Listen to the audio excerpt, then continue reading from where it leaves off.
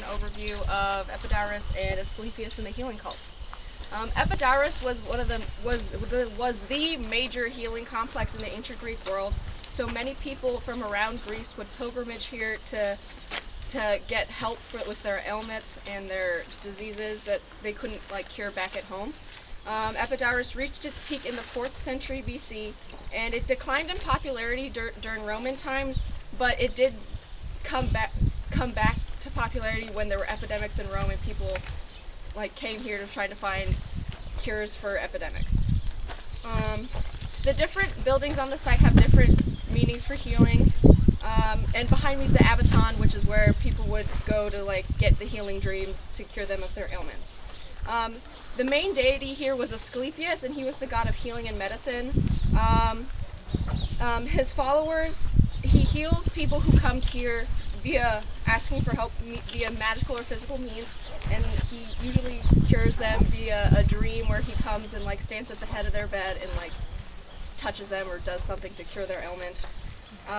There was direct healing and prescription healing used here. Direct healing is surgery or purgative, while prescription healing was baths or dietary prescriptions. Aesculapius would cure all ailments coming from a broken leg to some weird mental thing or stomach issues. The healing cult of Aesculapius was it was introduced in the 6th century BC, and there was one main priest that would be in charge with helper priests, but there were no priestesses. It was mainly men who were the priests. They were in charge of the offerings given to Aesculapius and the different healing rituals. So they maintained offerings, and one of the buildings here, and I know a few artifacts found were some of the offerings shaped in the forms of different body parts that people wanted healed or had healed by Aesculapius.